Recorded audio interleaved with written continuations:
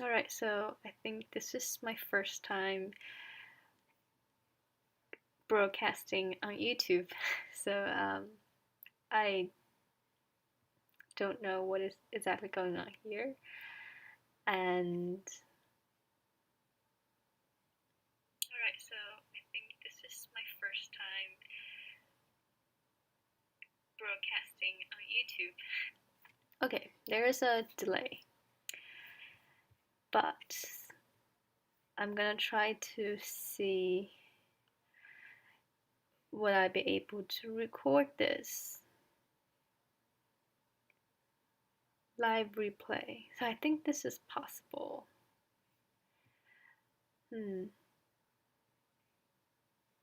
There seems to be no viewer, and that's totally fine by me. I'm excited I'm going live, finally! Yeah, going live. Feminist perspective on transgender issues. On trans issues to be specific. So this is the link to the article, so definitely check it out if you haven't. And today we're actually, oh my god, the video resolution is not good. Okay, I'll try to check that. My settings, output,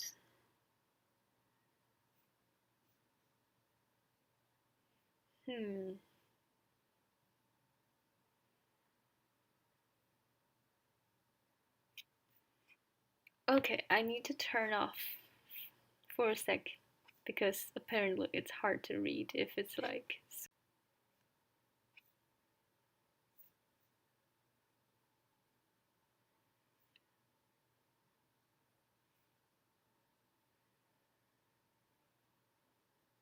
The bitrate.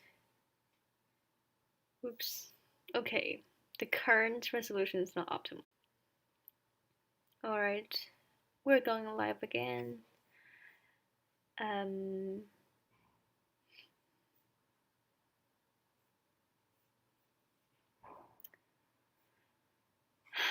not gonna care about the resolution anymore since it should be okay. Hello viewer. There's one viewer. Is that me?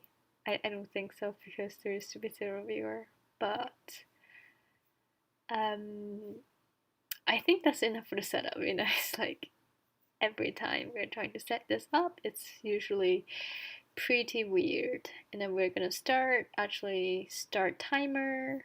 I'm kind of wasting time. This is one way I stay motivated is by try to keep track of what I do. So this is for Queer Forum, and oh, no viewer. Okay, that's totally fine. Now let's just jump right in. The transgender paradigm.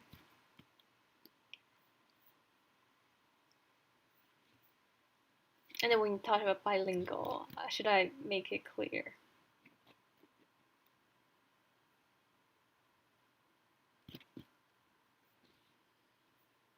Alright. Oh, wait a sec. Where is the transgender paradigm? Let's go straight into chapter 4.3. Alright, so we can see Stone's article. Stone's article laid the foundation for the emergence of transgender studies, which can be characterized as the coming to academic voice of some trans people against a history of scholarly objectification. The early 90s also witnessed the emergence of current transgender politics articulated in the popular works of Leslie Feinberg and Kate Bornstein. 3 major features of what might be called the transgender paradigm parallel the ideas of Stone: the recognition of gender-based oppression, usually targeting trans people as distinct from as distinct from and non-reducible to sexist oppression, to the positioning of trans people as problematically situated with respect to the binary categories men and women.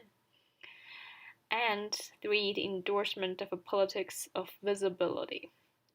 Stone 的文章为跨性别研究的出现奠定了基础，这些研究可以被描述为某些跨儿为反对长久以来学术对跨性别的物化而发出的即将到来的学术声音。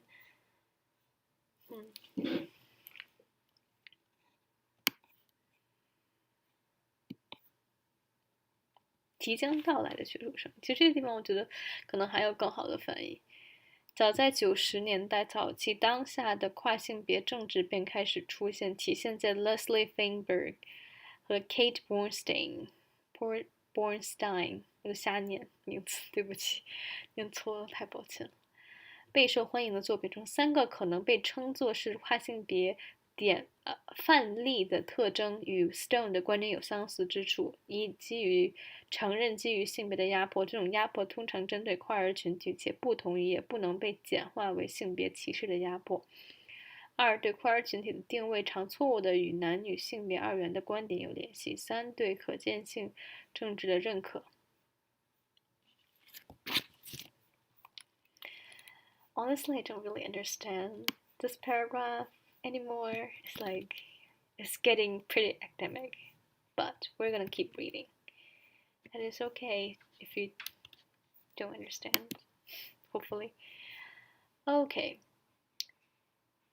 This is not to suggest that such politics are uniform. For example, while Feinberg tends to emphasize the historical persistence of transgender people as a kind of people or oppressed group, Bornstein tends to emphasize the constructed and oppressive nature of gender categories as a whole, the desirability of viewing gender as a fashion, and the importance of moving toward a more consensual gender system.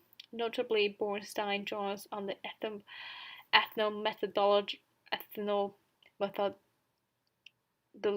methodological work of Garfinkel and Kessler and McKenna.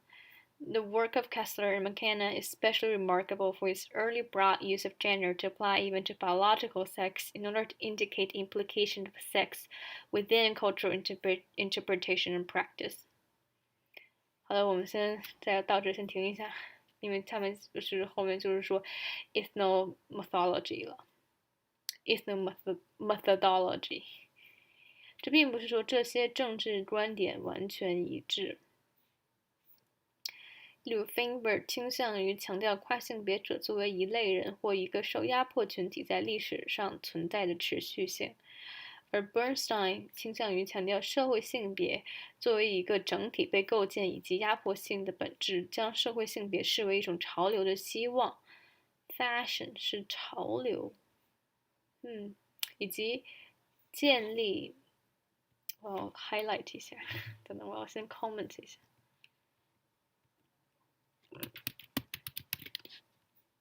我还可以what look up fashion。我特别喜欢 Max 带的这些词典，感觉好直啊。它怎么不能 look up？ 好吧，它好像不能在这个里面，在这个窗口里面 look up。潮流，确实，我觉得我一开始想到的是时尚，或者是一种选择，时尚，对吧？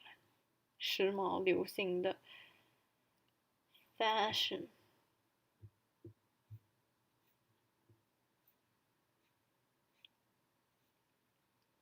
风气，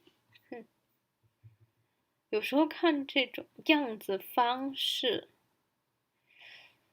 上流社会，这个不是，这个是时装，女性的有指女性的时装，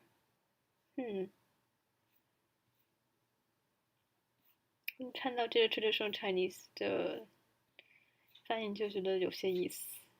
以及建立一套更统一的社会性别系统的重要性。值得注意的是 ，Bornstein 借鉴了 Garfinkel、Kessler 和 McKenna 的民族方法学著作， Kessler 和 McKenna 的著作尤其引人注目，他们早期广泛地使用社会性别一词，甚至将其使用到生理性别上，以表明性别在文化阐释和实践中的微妙内涵。民族 Ethnomethodology is a sociological analysis of how individuals construct their common-sense knowledge of the world in social contexts. Bornstein draws principally on Garfinkel's notion of the natural attitude about sex. This attitude for Garfinkel constitutes the everyday common sense about sex. It is held by those he dubbed normals, for whom the categories male and female are exclusive, exhaustive, invariant, and applied on the basis of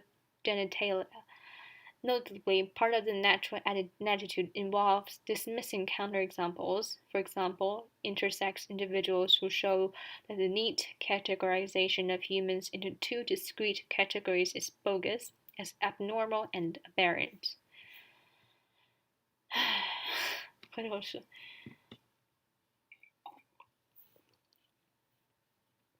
看看，果然没有 concurrent。突然有一个 concurrent viewer。好激动！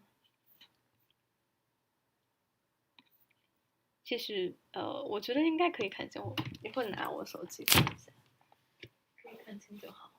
我觉得这个标题很奇怪，就是为什么是 bilingual reading 呢 ？bilingual 到底是哪两个语言？所以我就有点纠结要不要起这个，但是第一次录没有关系。可以看一下，我真的有 one watching。OK， 我觉得还挺清晰的，至少我觉得这在。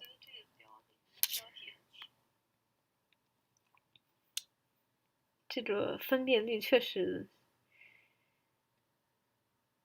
有一些奇怪，我发现，但其实整体来看，这个分辨率还可以，不是那么的尴尬。对，基本上都是可以看清。如果是720p，所以我不纠结了。民族方法学是对个体如何在社会环境中构建他们对世界的常识性知识进行社会学分析的学科。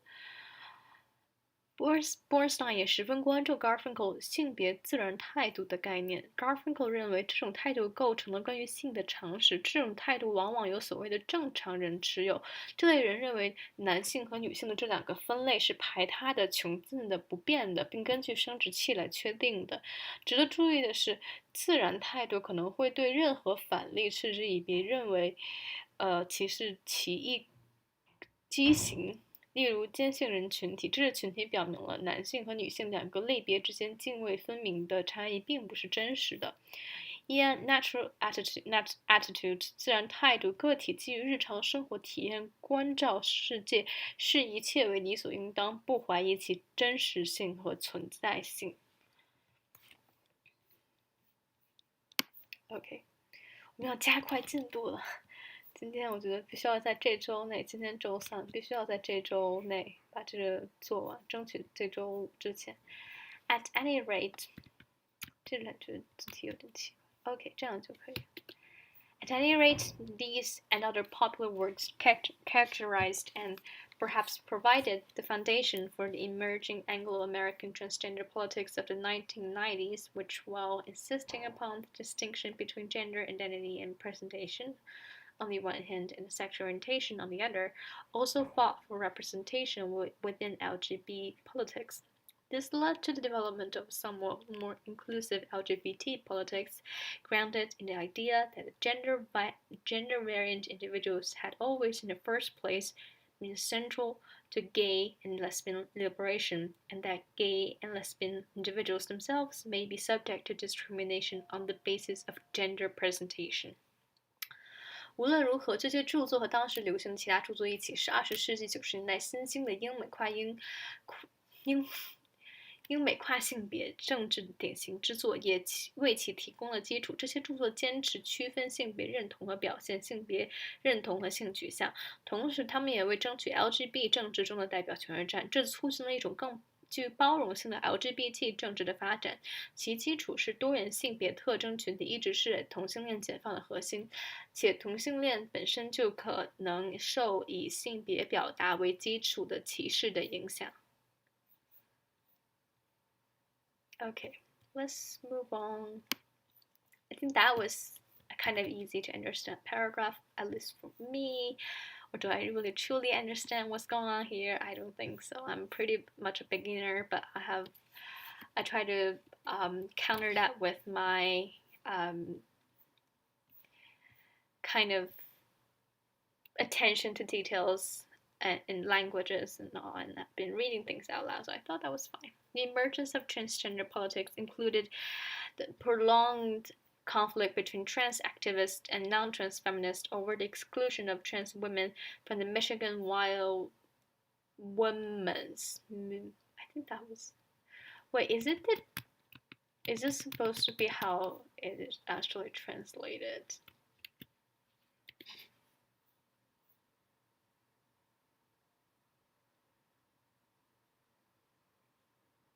Women? That's very interesting. It's not a typo. It's a word. It's a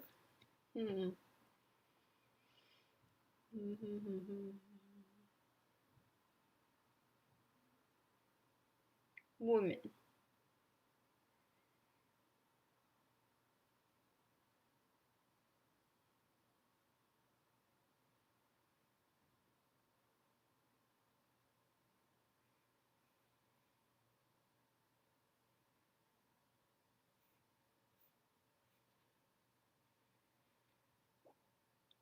Michigan Women's Music Festival.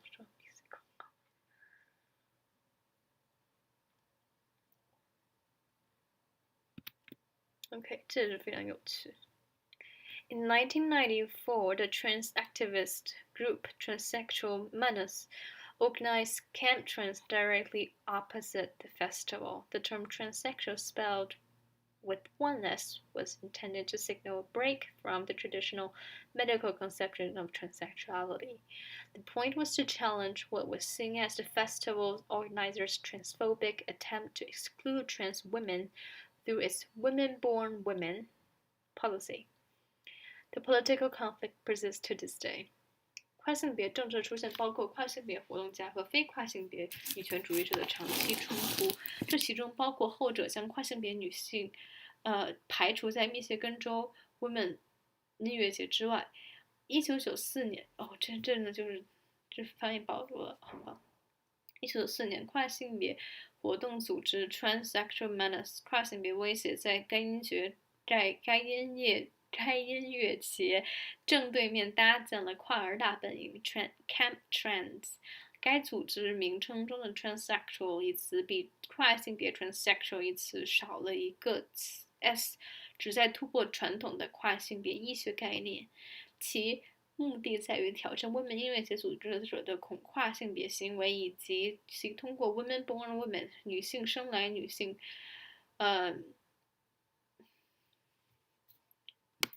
生来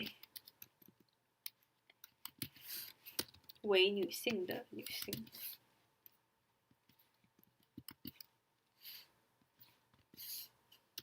政策来将跨性别女性排除在外的举措，这类政治冲突至今仍然存在。Women 英文单词 women 女人的女权主义者变体之一，部分女权主义者使用该词旨在避免谈及 women 女人时出现代表男性后缀 man。类似变体包括但不限于 womb 与 womb 子宫关联 woman 单数以及 women 复数。That's very interesting. 我真的很佩服这个 research， 这是议案。In 1994, the Transsexual Empire was reissued.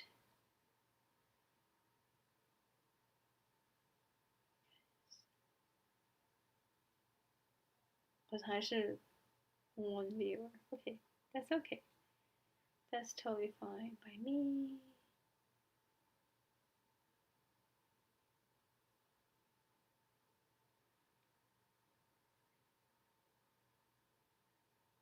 Okay, I think I shouldn't focus too much on my mobile phone anymore. The Transsexual Empire was reissued with a new introduction by Raymond that explicitly takes up the new transgender politics. Her critique largely involves a claim that any gender transgression by transgender people still involves the uptake of sexist gender roles and therefore fails at genuine gender transcendence. In Raymond's view, most self-identified transgender people are predominantly men who are in some way performing a stereotypical and sexist femininity. However, she also discusses Finber's Stone Butch Blues, a novel which played an important informative role in the emergence of transgender politics. In this novel, we follow the lead protagonist, Jess, who moved from the category of butch in butch femme lesbian subculture to the category transsexual, and who then recognized the transition from female to male is likewise unfulfilling. Jess ends up occupying a middle ground, identifying simply as a he/she. Raymond's major concern with this trajectory is that Jess ultimately refuses self-identification as a woman. Okay, I'm gonna definitely Google the novel and perhaps read it if I have time. Seems like a really good book.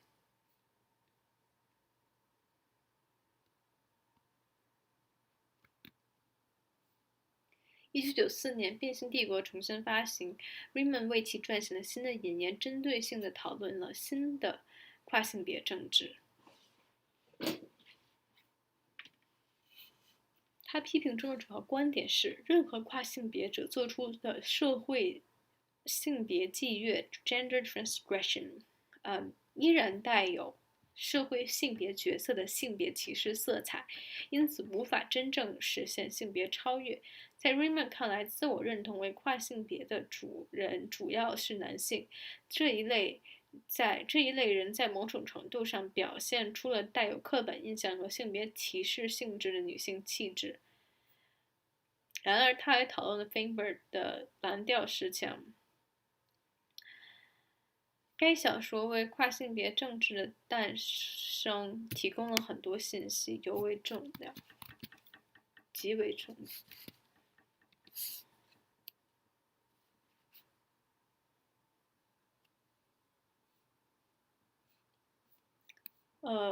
是不是要有个蓝调时长梯啊？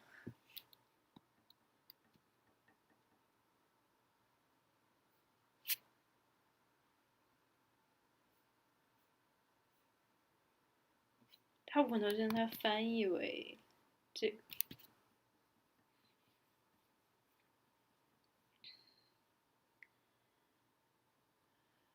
这部小说的主角 Jess 从 Butch 女同性恋亚文化中具有男性气质的女同性恋者转变为跨性别者后，认识到从女性到男性的性别同样无法令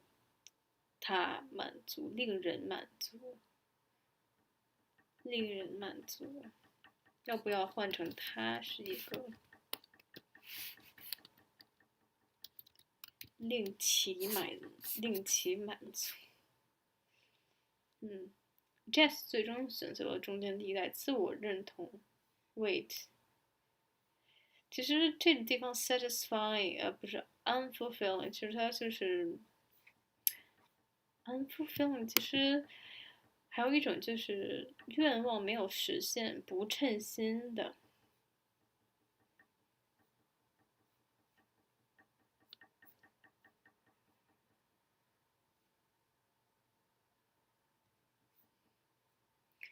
Jess 最终选择了中间地带，自我认同为 he/she，他。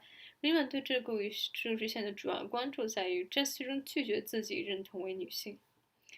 译者注：此时的跨性别使用 transgender 一词，而并非最初的 transsexual。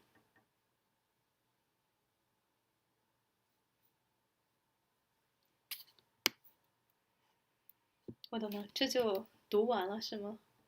我还以为还有哎。Raymond's theoretical framework regarding gender transcendence and the strict biological binary prior to cultural imposition guides this discussion. Given her distinction between integration and integrity, any mixing and matching of gender will fail to achieve the goal of complete gender transcendence and therefore fail as a politics of liberation. Moreover, given that she does not allow room for third space between men and women, given that she does not recognize trans oppression as somewhat independent of sexist oppression, and given that women-identified women are central to her views about resistance, it is hardly surprising that she will be dismayed by Jeff's decision. Aside from problems mentioned with the theory earlier, it is worth adding that as Cressida Hayes notes, Raymond's theory, which rejects transgender resistance a priori, seem to be unfalsifiable. 这个拉丁语词汇我还不是很清楚。a priori 演绎的。推理假设 a priori 早晚也要学拉丁文，所以早学不如什么晚学。没关系，我们看一下 a priori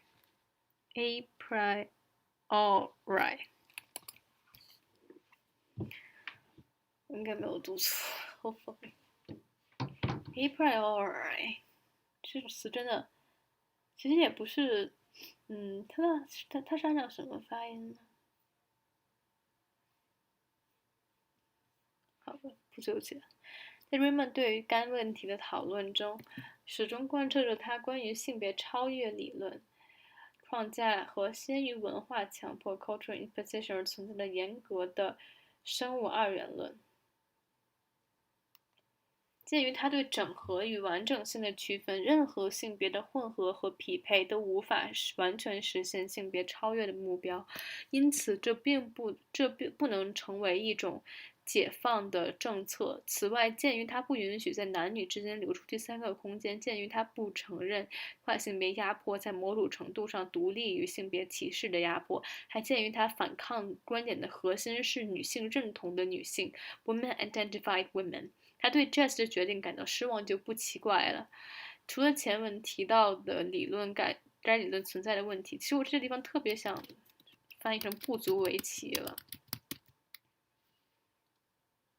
我的电脑有点好慢。除了前文提到的该理论存在的问题，需要补充的是，正如 Cressida Hayes 提出的那样 ，Raymond 的理论鲜艳地排除了跨性别者的反抗，似乎是不可证伪的。第5章，我们要不要改名字？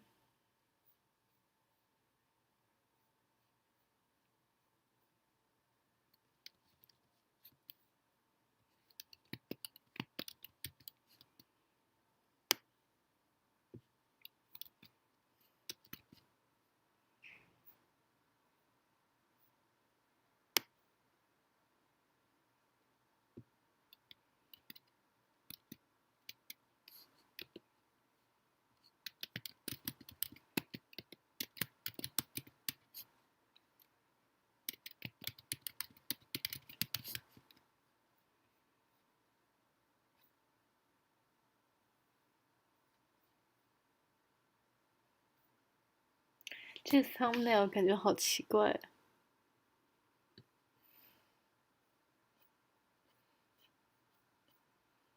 要换成什么 thumbnail 呢？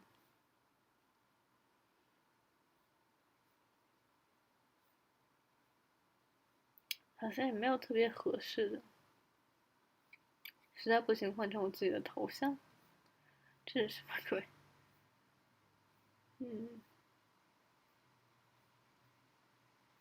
还是看看 document 吧。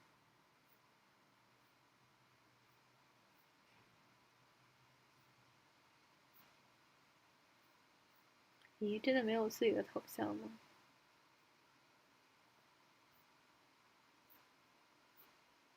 ？Code with you， 可能是这个吧。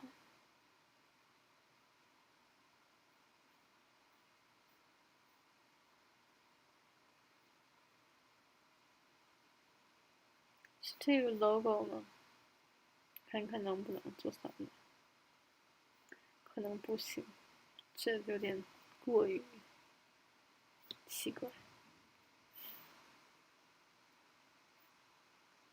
Okay. Thank you for keep watching the one concurrent viewer. I appreciate that as long as I know there's one person watching and I wouldn't force you to speak up or anything, but it's been cool. I feel like, oh, that's why I broadcast. At least I know, even if it's like a slight chance there are people watching, I know, it's like people. There's people. The impact of Judith Butler's gender trouble, feminist, and the subversion of identity was immediate and profound. Instead of being oppositional, the groundbreaking work of Butler bears a much more complex relation to transgender individuals and to trans studies. 巴特勒 Judith Butler 的性别麻烦、女权主义与身份的颠覆，带来了直接而深刻的影响。Butler 开拓性的著作并非是对跨性别者和跨儿研究的反对，相反，他们之间的关系十分复杂。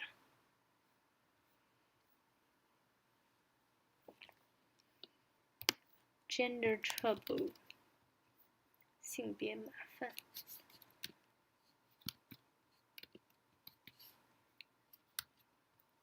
我为什么要先多加一个空行，然后后来又回去？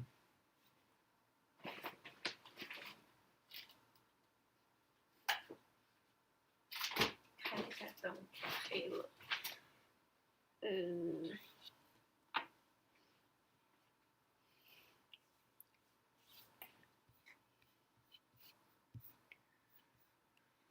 Alright. Butler's work was partly motivated by the desire to answer concerns that queer enactments of gender, as in butch-femme relationship or in gay male drag, merely replicate traditional patriarchal norms. For Butler, such a view presupposes a heterosexual bias, obscuring the way in which gender is reworked in queer contexts.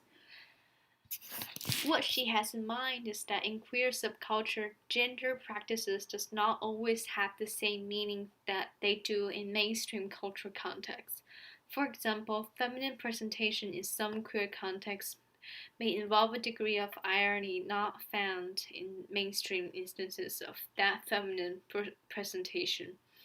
To treat queer gender practices as simply repeating or miming non-queer practices without any significant change in meaning is to understand all gender practices in a way that assigns dominant heterosexual meanings to it. 巴特勒的著作部分是出于希望回应社会性别的酷儿表达，如具有男性气质的女同性恋和穿女装的男同性恋，仅仅是复制男权制规范的看法。Butler 认为这些观点中鲜艳存在着一种异性恋偏见，这种偏见模糊了酷儿语境中重新塑造社会性别的方式。他的想法是在同性恋亚文化与主流文化语境中，性别实践并不总是具有相同的含义。例如，在某些酷儿语境中，女性气质的表达具有一定程度的反讽意味，这在主流文化中是找不到的。将酷儿性别行为视为简单的重复或模仿非酷儿行为，而不改变其表达的意义，这就是在用主流异性恋的方式理解所有性别行为。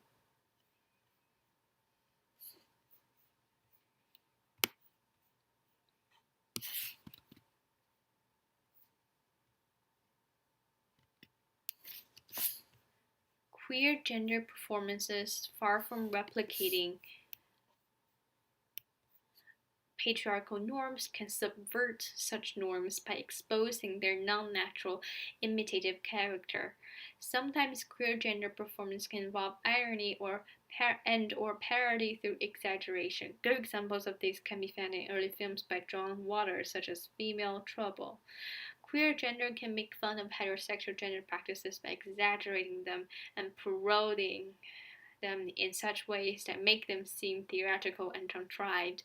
And gay male drag, for Butler, can show that feminine presentation is not the sole property of female individuals. Once it is recognized that such behavior is only contingently assigned to groups of individuals, the very idea that the gay drag merely involves imitation of heterosexual women as the original assigns a priority to the latter over the former. This prioritization for Butler reflects a heterosexual bias, and so for Butler, feminist identification of all gender behavior as inherently sexist, as, for example, found in Raymond's work, is nothing short of a heterosexist tendency to attach a primacy to heterosexual gender performance. 这个读起来挺顺，因为好像并不是，好像有一些。我们先看中文吧。酷儿的性别表演 performance gender performance 这个词要怎么翻译更好呢？我这部分是表演性别表现，还是说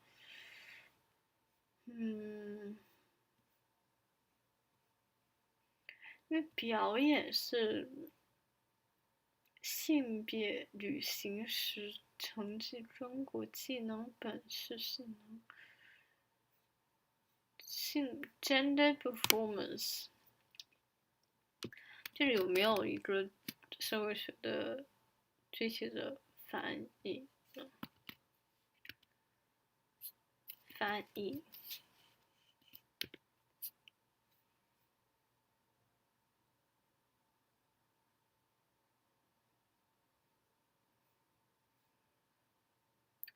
表演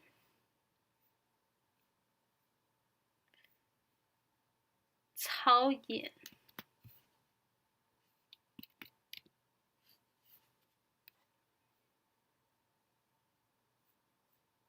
performativity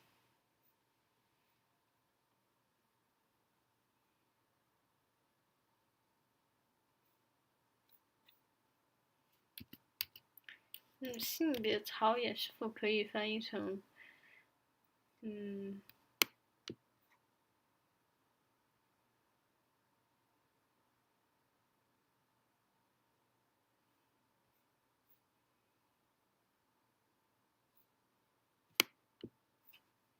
有好多论文呢。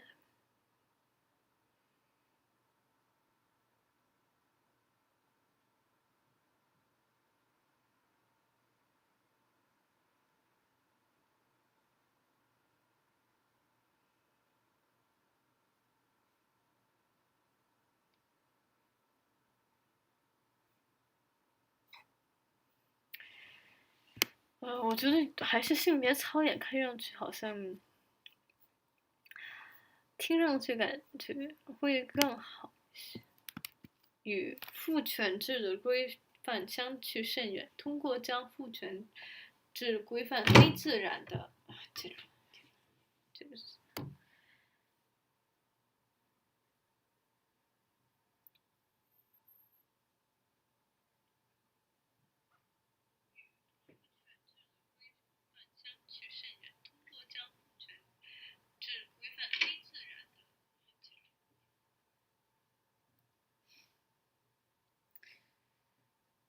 是的，我刚刚在看我自己的 live， 没关系。非自然的模仿性的特征暴露出来，酷儿们的性别表演可以颠覆传统父权规范。酷儿的性别表演又是通过夸张的手法展现讽刺和戏仿 ，parody。parody 其实我还真不知道它具体的。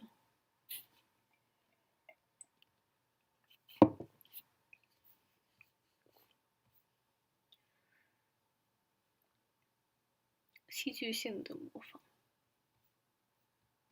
戏仿这个字可以的。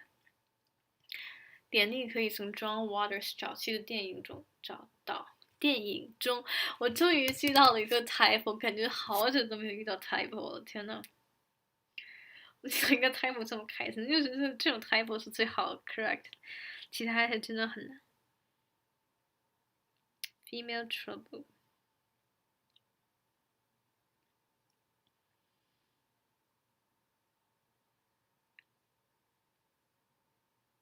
看上去就很神奇的一部电影。OK， 比如女性麻烦，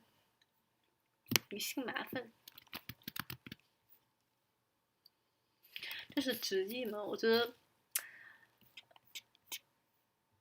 性别麻烦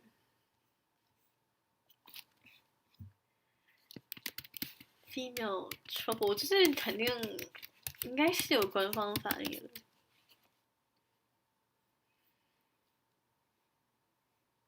他有时说女人的烦恼，麻烦中的女人，女人麻烦，好多种翻译。妇女病，这是什么鬼？这个翻译的是女人的烦恼。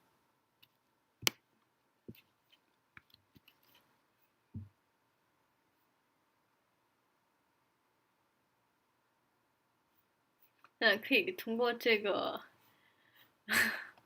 仅有的几张照片。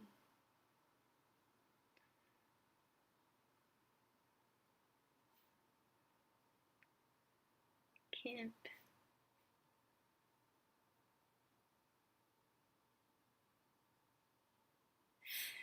女人的烦恼，女人的烦恼，待定吧。还有妇女病这个翻译，我觉得真是醉了。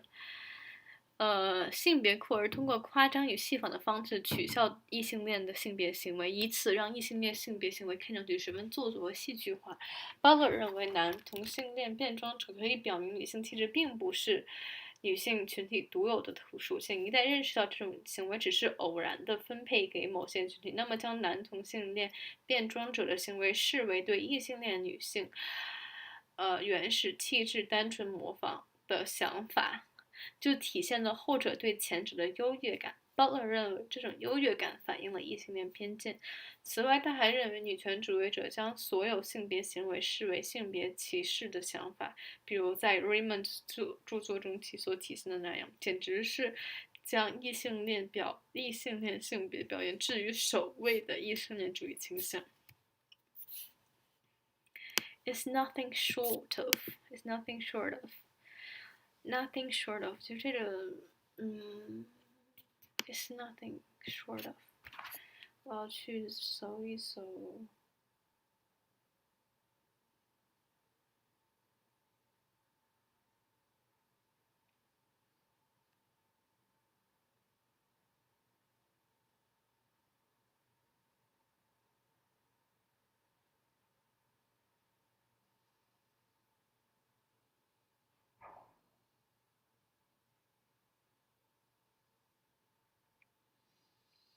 先把网关掉，因为我的邮件词有点奇怪。Wait, nothing short of。我的口音真的最近就是 little or nothing short of。When you're saying something is almost true or is equal to something，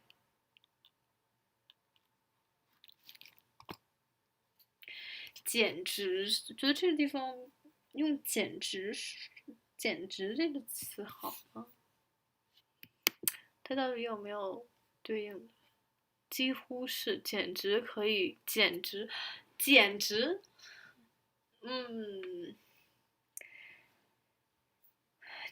是，简直可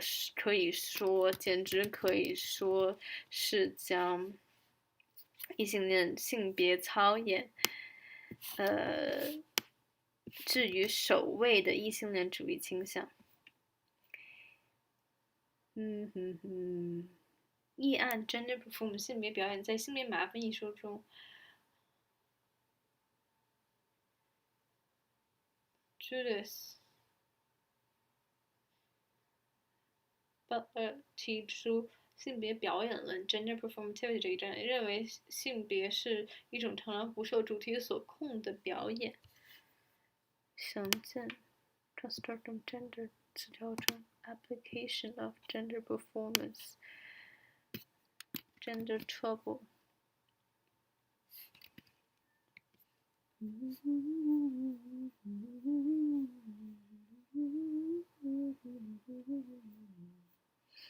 竟然没有中文，太扎心了。等等，是不是？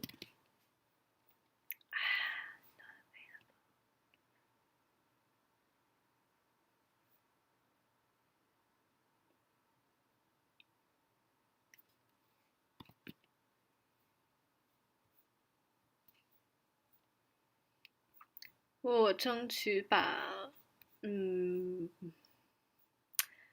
好像把整个第5章读完应该是不大。等等等等，这是第 OK，24、23、22、21、20、19、17，还有好多啊。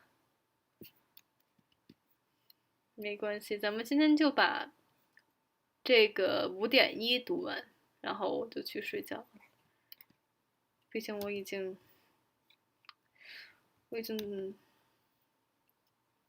快。我上一次醒了应该是24小时，至少24小时以前，24多1小时，可能差不多得有30小时以前，所以我大概有30小时还没有睡觉，所以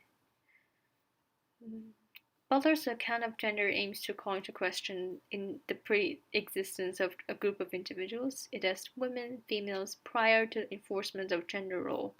Instead, in Butler's view, biological sex is culturally instituted, and in this sense, gender all alone. Prima facie， 抱歉，我觉得我对于拉丁语词汇的这种短语的储备，基本上除了 edest， for example, e.g. prima facie。Prima facie. Based on what at first seems true, although it may be proof of， 我觉得这个词在里面前面出现过，我都不需要翻，因为我觉得我都看过这个词。Prima facie, this view seems counterintuitive. One way to motivate it is to recognize that contrary to the natural attitude about sex discussed above, human beings cannot always be neatly divided into male and female. Indeed, once we recognize various features which go into sex determination, chromosomal sex, 这不是为难我 gonadal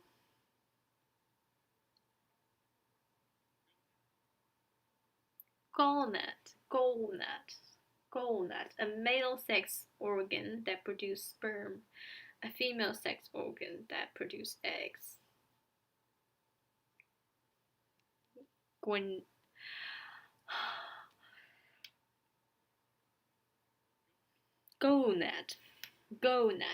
gonadal sex, genital sex, etc. We see that sex is not a single, unitary, easily determined feature. Insofar as the natural attitude prevails, however, individuals act as if the natural attitude were true. Sex is not understood in terms of a particular attitude which shapes everyday social practices. And to the extent that such an attitude helps ground medical practices designed to surgically assign intersex infants to one sex or the other, it appears that sexual dimorphism is medically instituted. Insofar as bodies are made to conform to a particular cultural ideology about sex, an ideology which governs social practice, it makes some sense to say that biological sex itself is, to this degree, culturally instituted. 巴特勒对社会性别的描述旨在质疑鲜艳于性别角色而存在的个体分类，如妇女、女性。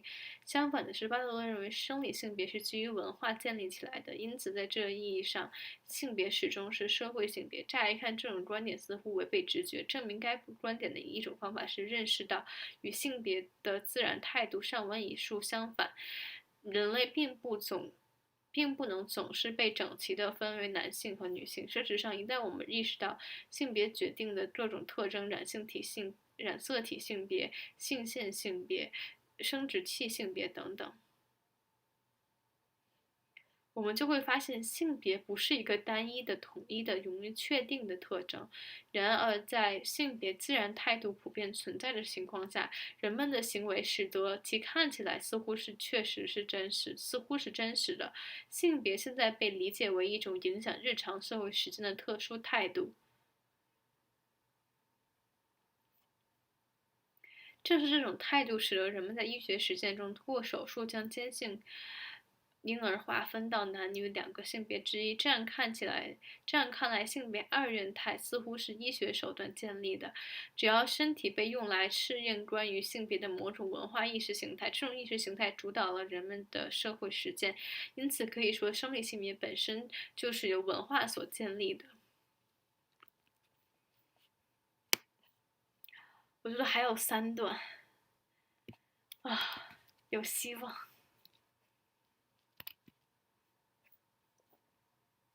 喝点水。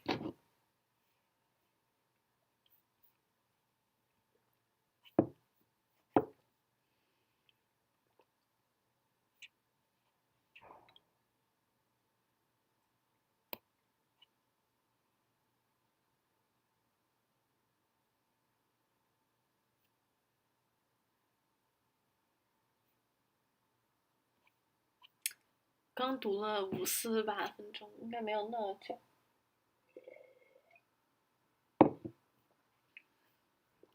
我们争取把这点弄完。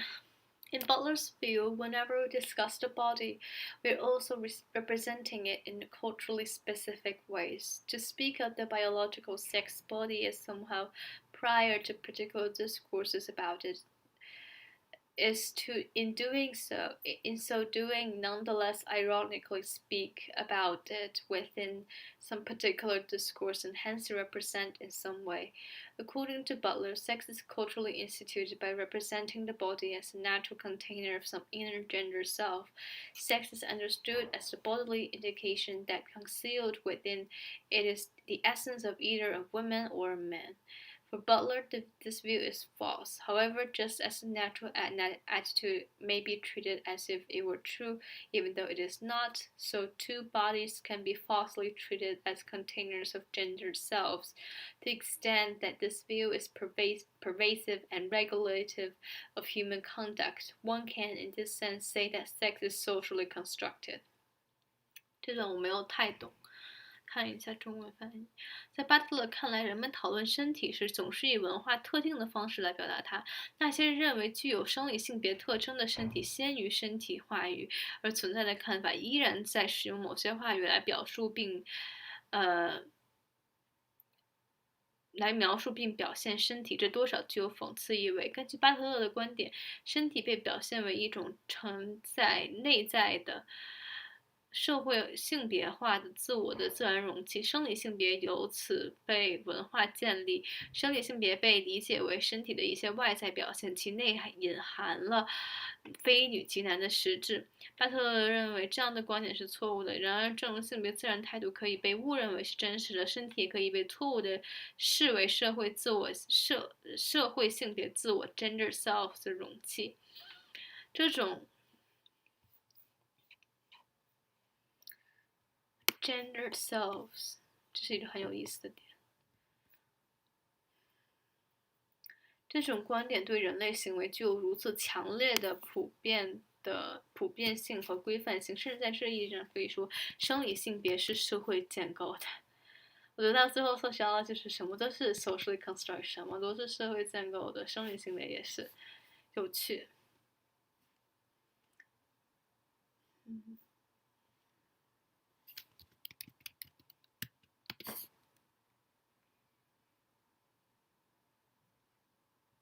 这地方，社会性别 ，gendered self， 这地方就是不是很确定，这 gender self 是否是社会性别自我？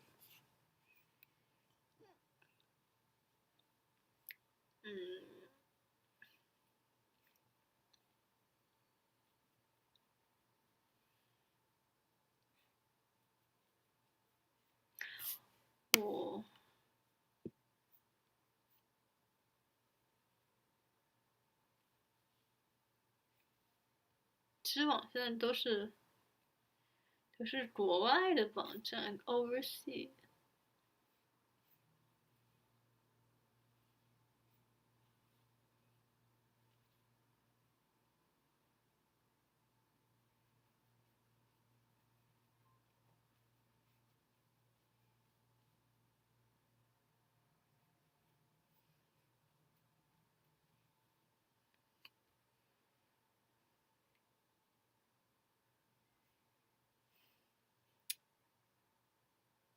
这还有初中生性别角色认同与学业成绩的相关研究。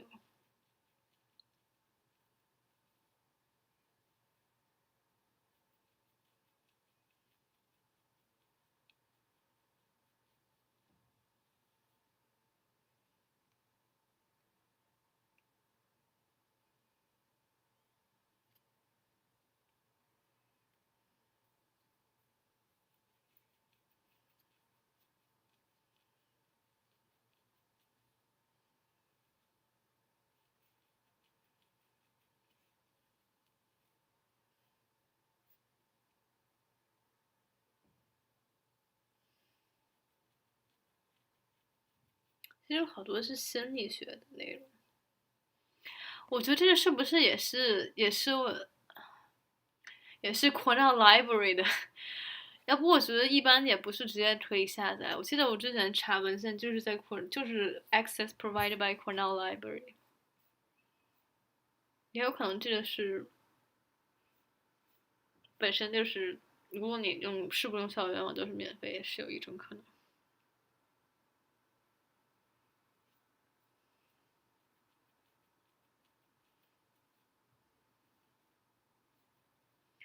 对于巴特勒来说，社会性别的行为通常表现被等等，下一段，英文还没跟上。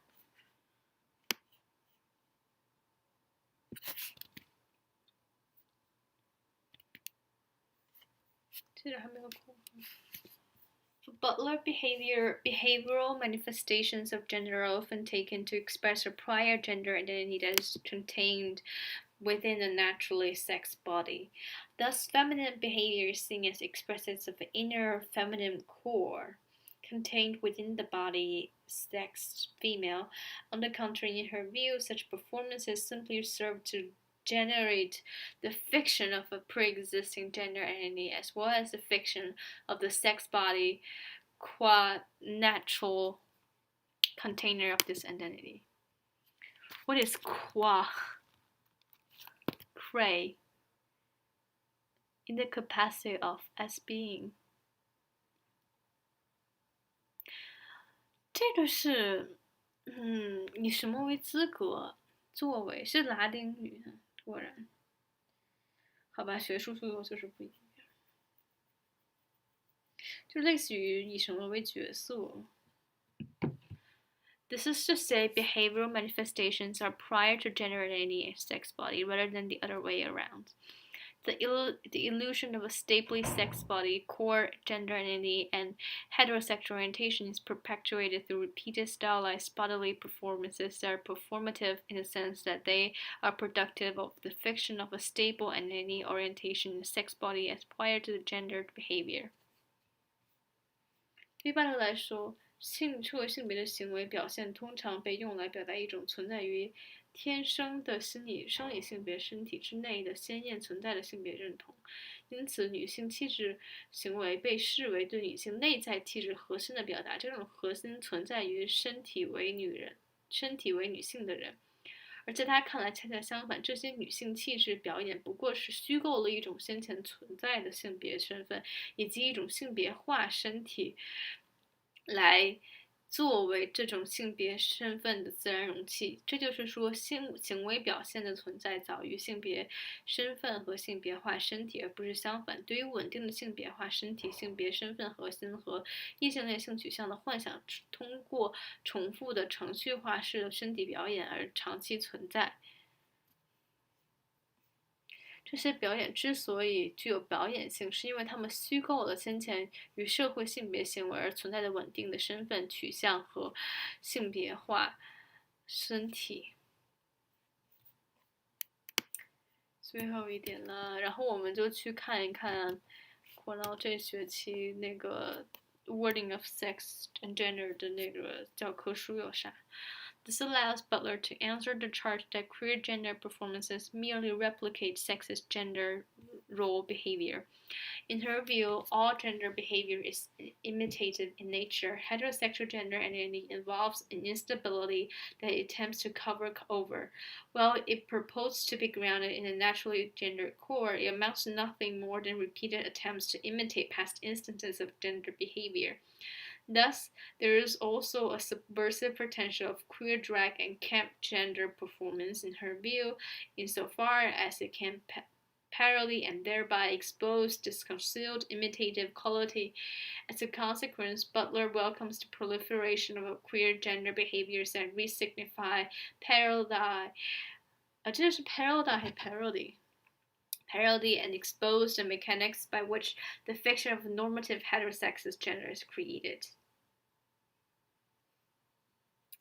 名词肯定是 parody， 但是我动词的话也是 parody。OK，lampoon，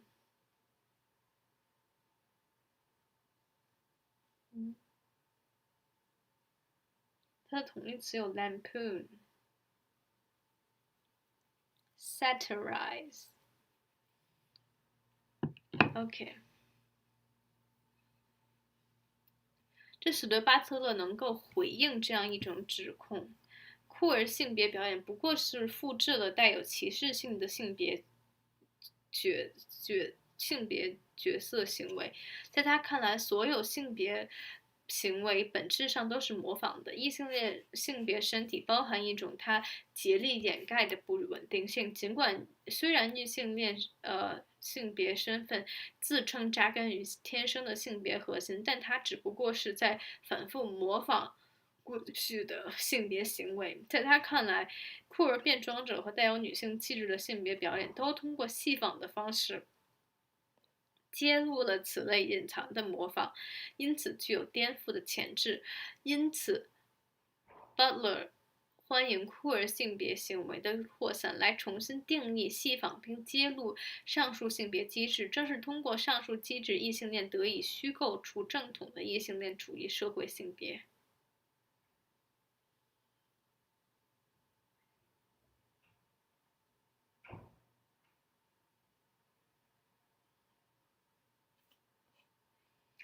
Bodies that matter。我们明天把这个5点按，明天早上，好吧，立个 flag。然后除了现在还有这么多要看的东西之外呢，我要去看一看。等等 ，Cornell Store 是这个，这是我之前要选的课。Fall 现在应该都出来了，或者是至少是以前的可能会有吧。这个是 FGSS，OK，FGSS，然后是2421，如果没有记错。我真的是对记这个数字就非常神奇。我希望它有数啊，没有数。Wording, sex and gender， 我觉得这个是，不知道。就是我觉得之前好像有听说这个歌不是特别好。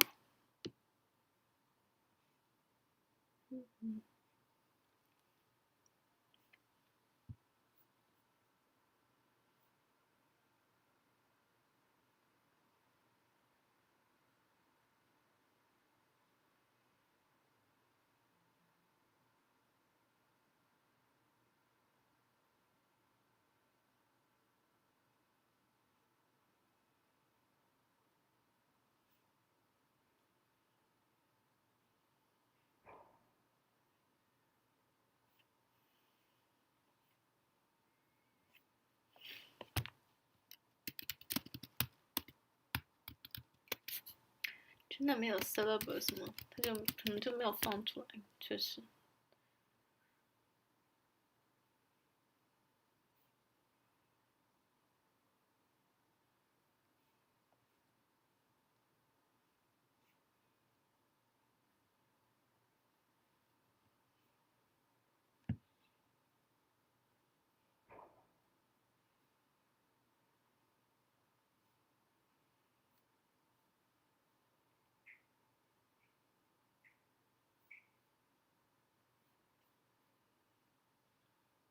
我们看 FGSS 这个正式的课有没有？或者说可以把所有 FGSS 的课都看一遍，看它有没有。这个是，等等啊，怎么改成 engineer？ FGSS 的话，这个。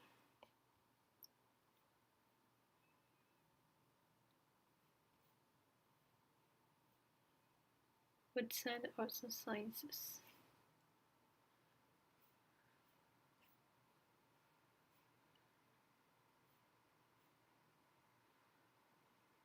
Okay, departments and courses.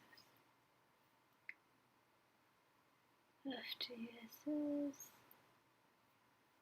FGSS.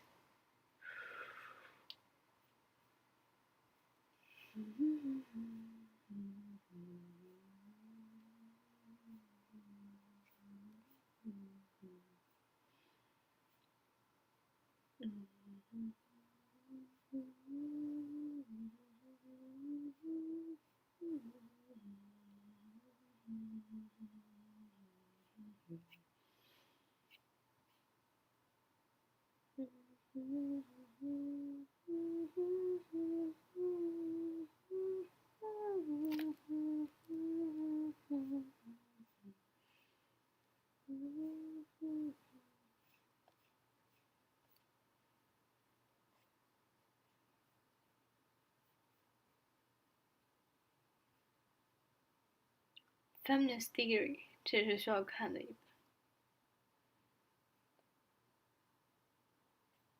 没有，没有书上市。等等，我看有没有。哎呀，不行，不是 summer， 现在没有那个什么了。summer 有没有 FGSS 的课呀？只有一个366R，没关系，看一看。这是什么课 ？Women War Peace in Europe， 有些生气。好吧，既然没有，就先到这里。